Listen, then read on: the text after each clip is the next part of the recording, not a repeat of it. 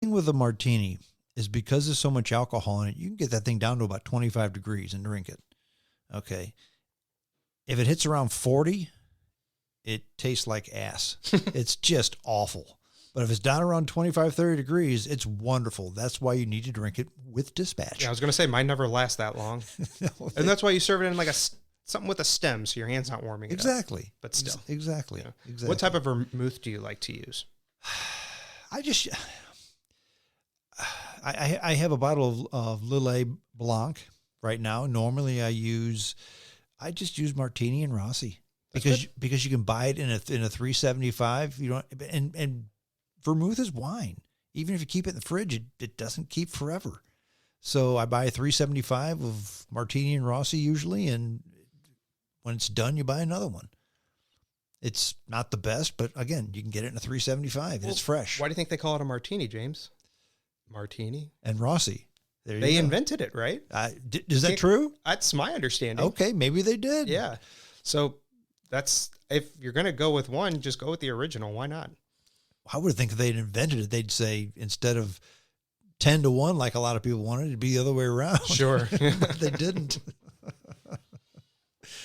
Do you like your martini with a garnish? Yes. I like what kind? A lemon peel.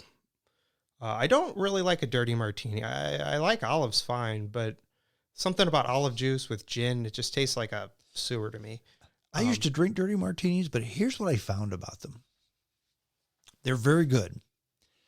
But I found them, give me some extra olives. Well, how many olives do you want in your martini, sir? Oh, how about 6? Okay, now it's all about the olives. It has nothing to do with the martini, okay? So, yeah, I like mine with a little bit of an expressed lemon peel. To me, that's the best. You get the nose of the lemon without really the taste. I like to put it around the rim, too. You get a little bit of taste when you sip on it. But a martini is a very good drink. It's a very good wintertime drink. Not summertime to me. Summertime is just too much. Yeah, I get what you're saying for sure. Yeah. That's too much drink for the summertime. Yeah, when you're sweating and stuff like that, you want something that's going to cool you off, and that's not really going to do that. Yeah. And now with citrus peels, it's important for the audience to know, just because you're expressing like a lemon peel into a martini or an orange peel into an old fashioned, etc., it's not going to taste like lemonade, and it's not going to taste like Sunny Delight. When you express it, you might get a drop, 2 maybe.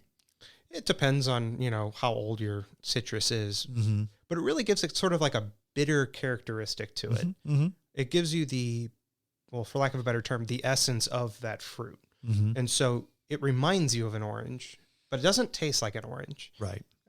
It reminds you of a lemon, but it's not lemon juice, It really smells more like after you peel an orange, before you wash your hands. Right. Yeah. Which sounds like a weird thing to enjoy. It's more for the nose and less for the palate. Yeah. Yeah. Mm-hmm. I like mine. My martini is about 5-1.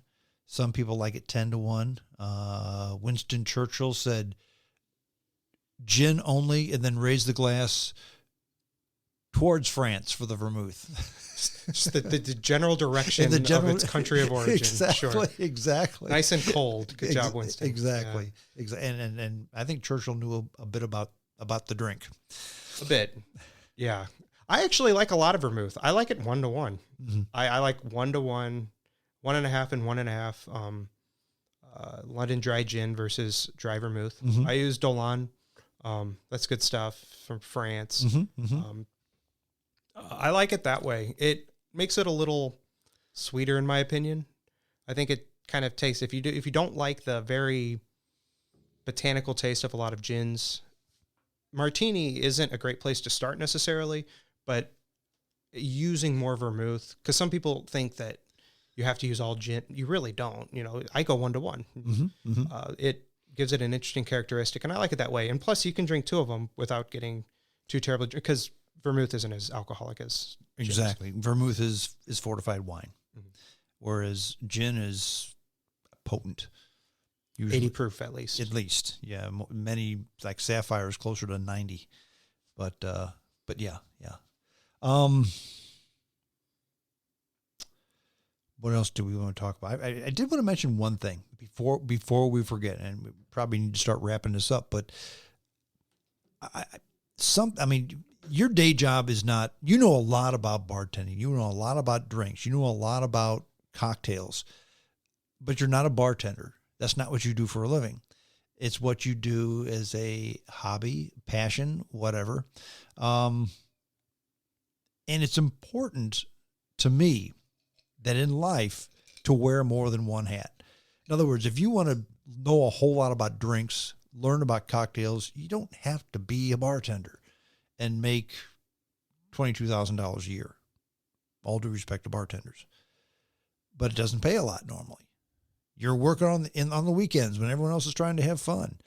Again, no disrespect to bartenders, but if you have a dream of doing something like this, you don't have to be a bartender to learn how to mix cocktails.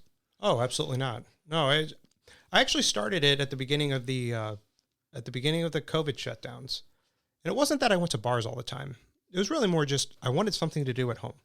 I wanted a good hobby. I didn't have any kids at the time. I've got a young son, but he was born less than a year ago. Mm-hmm. And so, we were sitting at home, drinking wine, drinking Coors Light, all good things. But I thought to myself, gosh, I wish I could go to a bar right now, but they're all closed. What do I do?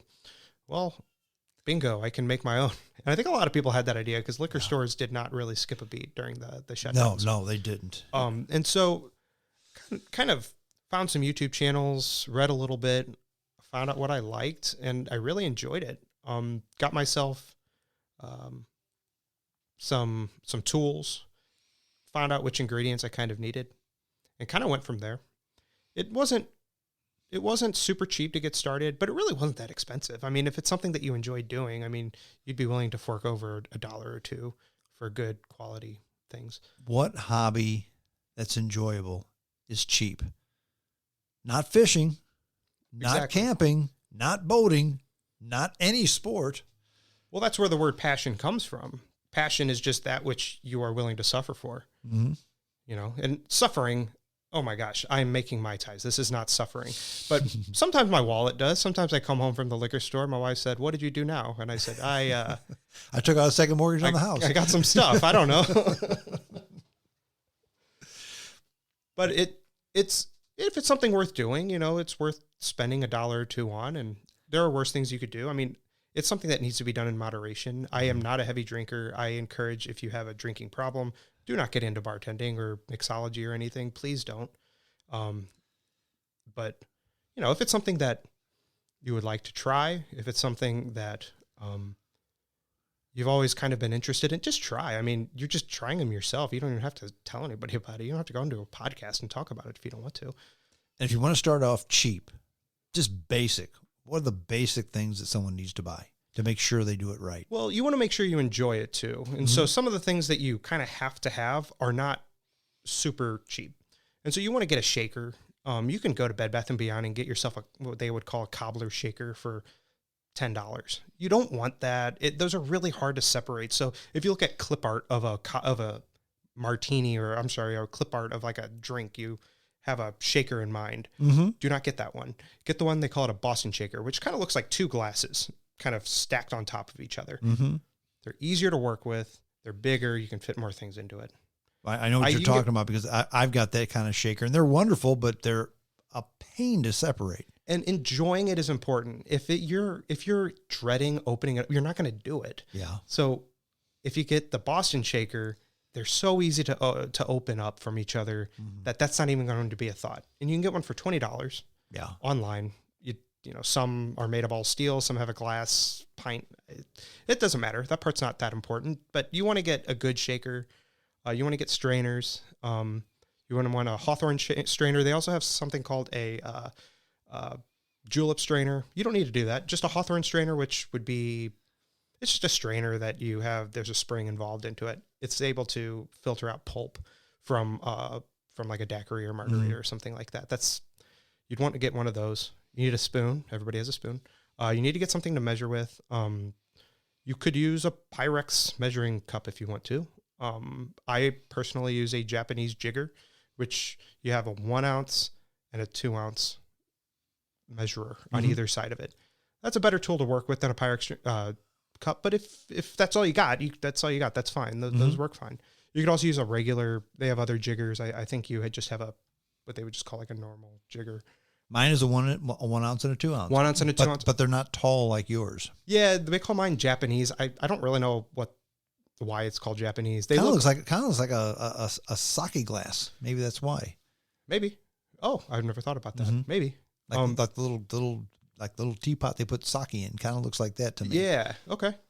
Yeah, an important part is you want to make sure they have little grades in the side of them, so you can tell what is 1.5 ounces, what is a 1/2 ounce. Yeah. That's important to do. And then you want to get whichever spirit you like. If you like whiskey, get a bottle of whiskey. Get a bottle of Jack Daniels. You probably have one at home. Get a bottle of Bacardi. You probably have one at home. Get some Coke. Get some limes. Make yourself Cuba Libre. There you go. You have a cocktail made at home.